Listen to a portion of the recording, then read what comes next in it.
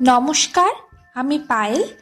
আজ বেনেবধূর গপ্পের একটা নতুন ব্লগ শুরু করলাম আপনাদের সকলকে স্বাগত জানিয়ে। আপনারা সবাই নিশ্চয়ই খুব ভালো আছেন, আমরাও খুব ভালো আছি। আজ রবিবার, শীতটা বেশ জাঁকিয়েই পড়েছে। এই শীতের সকালগুলোতে লেপের তলা থেকে নিজেকে বের করে আনাটা না বেশ চ্যালেঞ্জিং জানেন আমার কাছে। যাই হোক, ব্রেকফাস্ট কমপ্লিট করে বারান্দায় এসেছিলাম রোদ্দুরে একটু গাটা সেঁকবো বলে। দেখি রোদ্দুরের সেরকম তাপ নেই, ওই হালকা হালকা রোদ্দুর উঠেছে। তবে বাগানে এত রঙের বাহার দেখে মনটা বেশ ভরে গেল জানেন। এই যে চন্দ্রমল্লিকা ফুলগুলো দেখছেন, গাছগুলো কিন্তু আগের বছর লাগানো হয়েছিল। আমরা ভাবতাম শীতকালীন গাছ তো, শীতকালে ফুল দিয়ে গাছগুলো মরে যাবে, কিন্তু মালি দাদার কাছে জানলাম এ গাছ সারা বছর থাকে, শীতকালে ফুল দেয়। এইবার দাঁড়ান, লেবু গাছটা দেখাই একবার। এত লেবু ধরেছে এবার। আগে জানেন গাছটাতে ফুল ধরতো কিন্তু ঝরে যেত।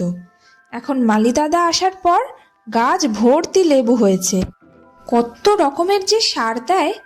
তবে শুনেছি মাছ ধোয়া জল দিলে নাকি লেবু গাছের ফলন ভালো হয়। কত ছোট ছোট লাউ ধরেছে দেখুন। লাউয়ের কথা বলতেই না মায়ের হাতে বানানো লাউ দিয়ে ক্ষীরের কথা মনে পড়ে গেল। বিদ ঘুটে শুনতে লাগলেও এই লাউ ক্ষীরের স্বাদ কিন্তু অসাধারণ। স্নান সেরে চুল তো শুকোতে এলাম, কিন্তু রোদের যা অবস্থা, চুল কতটা শুকোবে সন্দেহ। এই শীতের দুপুরবেলাগুলো না ছোটবেলার কিছু কথা মনে করিয়ে দেয়। তখন রবিবারগুলোতে মা ভালো করে শ্যাম্পু দিয়ে স্নান করিয়ে রোদ্দুরে পাঠিয়ে দিত। সাথে থাকতো কমলা লেবু, রোদ্দুরে পিঠ দিয়ে অঙ্ক করতে বসাতো আমায়। তবে সেই দিনগুলো আর ফেরত আসবে না। আজ আর বাড়িতে লাঞ্চ নয়, বাইরে খেতে যাব। শ্বশুর বাবার তরফ থেকে জন্মদিন স্পেশাল ট্রিট। যদিও জন্মদিনটা আমার কাল, কিন্তু কাল তো সোমবার অফিস, তাই আজই সেলিব্রেশন হবে। এই ভর দুপুরে কেমন কুয়াশা দেখুন। ছোটবেলা থেকেই যে আমার জন্মদিন খুব ধুমধাম করে সেলিব্রেট হয় এমনটা মোটেও নয়। আমার জন্মদিন স্পেশাল খাওয়া দাওয়া বলতে ছিল ওই মায়ের হাতে বানানো পায়েস আর কেক। তাও যদি শনিবার জন্মদিন পড়তো তাহলে তো ওই দিনটা পনির খেয়েই কাটাতে হতো। হই হই করে জন্মদিন পালন ওই ছোটবেলা থেকে আমার হাতে গোনা 3 থেকে 4 বার। আর আমি মফস্বলের একটি অতি মধ্যবিত্ত পরিবারের মেয়ে। ওই হুট করতেই রেস্তোরাঁয় যাওয়ার কথা ভাবতেও পারতাম না তখন। আর কখনো মনে পড়ে না যে মা বাবার কাছে এসব নিয়ে বায়না করেছি বলে। বাইরে খাওয়া বলতে ছিল ওই টুকটাক চপ, সিঙ্গাড়া, কচুরি, জিলিপি, খুব বেশি হলে রোল বা চাউমিন, তাই ছিল তখন অমৃত। এবারের জন্মদিনটা একটু অন্যরকম, কারণ বাবা মা যে আসবে এটা আমায় বলা হয়নি। জানতে পারলাম প্ল্যানটা অনেক আগে থেকেই করা হয়েছে, তবে আমার আড়ালে। দেবাশিস আর এই বাবা মায়ের দেওয়া সারপ্রাইজ গিফটটা আমার কাছে অন্য যে কোনো ম্যাটেরিয়ালিস্টিক গিফটের থেকে অনেক বেশি মূল্যবান। বাবা মা যে আসবে আমি জানতাম না, এটা পুরোপুরি সারপ্রাইজ ছিল। ভীষণ ভালো লাগছে দেখে। এই যে আমার 2 মা, আপনারা তো সকলেই চেনেন। রেস্টুরেন্টে গিয়ে সব থেকে কঠিন কাজ হলো মেনু ঠিক করা।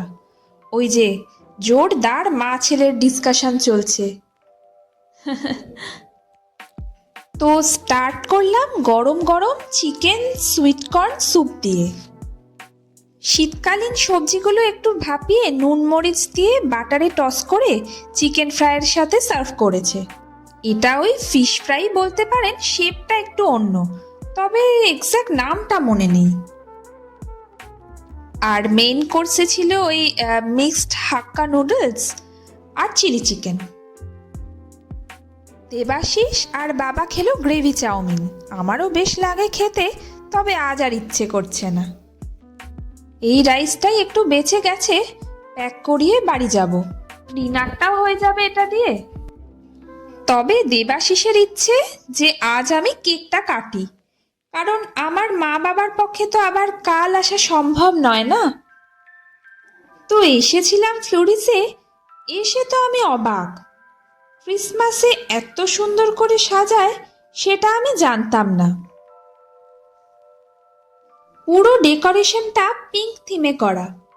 দেবাশিস ওদিকে কেক কিনছে আর আমি এদিক ওদিক দেখছি।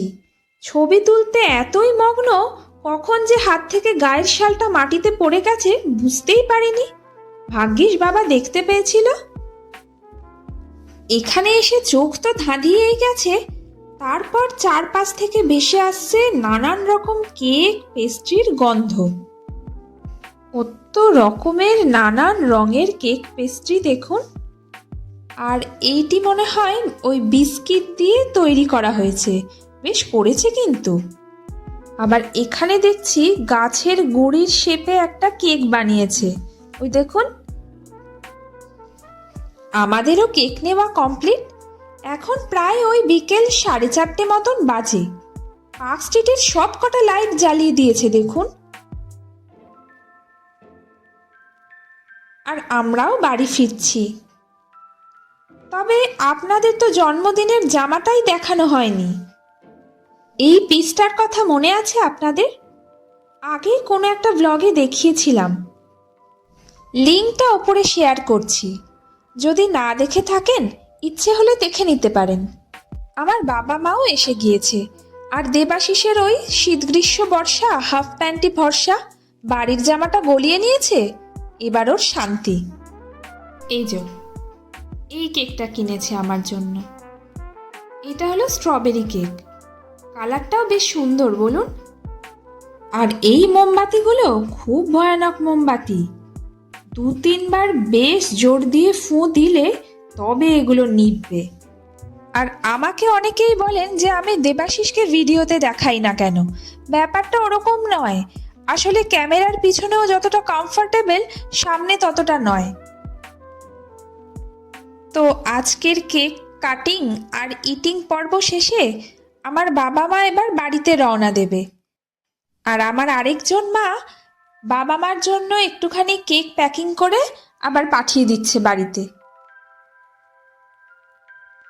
ওপরে এসে দেখি এই সুন্দরী বসে রয়েছেন। ওর মা বাবা ওকে ছেড়ে ঘুরতে বেরিয়েছে, তাই ওর মন খারাপ। আদর খেতে দেখুন ওস্তাদ।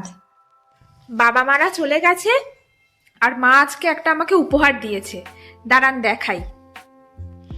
এই যে এইটা এরকম ভাবে বানাতে হবে, সুন্দর দেখতে কালারটা বলুন।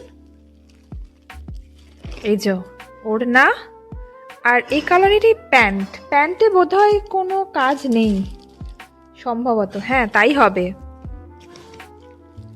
তো এইরকম করে বানাতে হবে, এই যে এরকম করে। আর একটা উপহার আছে, সেটা হলো আমার বাড়ি তো বালিতে, তো ওখানে অমর মিষ্টান্ন বলে একটা মিষ্টির দোকান আছে। তো সেখানে মিষ্টি প্রচণ্ড ভালো খেতে, খুব ফেমাস ওইখানে। তো সেখানের মিষ্টি সম্ভবত মনে হয় কাজু বরফি এনেছে। যদিও কাজু বরফি আমার খুব মিষ্টি লাগে, কিন্তু মা বললো ওখানে মিষ্টিটা একটু হালকা মিষ্টি দেবা। দেখি কি আছে। আমার বাবা মা মিষ্টি আনলেই বড্ড ভয় জানেন। এত মিষ্টি নিয়ে আসে না, বসে ভাবতে হয় যে কিভাবে শেষ হবে। রাত তো অনেকটাই হলো, তবে পেটে ডিনার করার মতন জায়গা নেই, আর বেশ ঠান্ডাও লাগছে।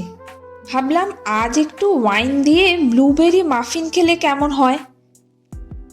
ফ্রেটলোর এই ওয়াইনটা বেশ খেতে, এটার স্বাদটা একটু বেশ মিষ্টি মিষ্টি।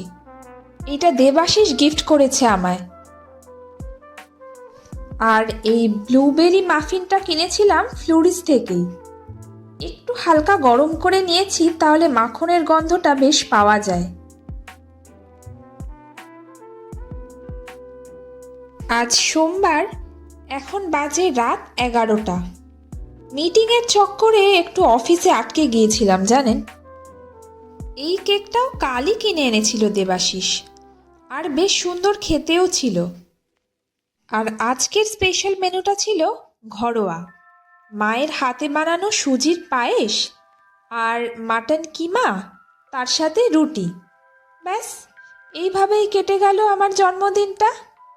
আজ তাহলে আসি, আপনারা সকলে ভালো থাকবেন আর সকলকে ভালো রাখবেন। আর ভিডিওটা কেমন লাগলো আমাকে একটু জানান না। আর ভালো লাগলে একটা লাইক করে দেবেন।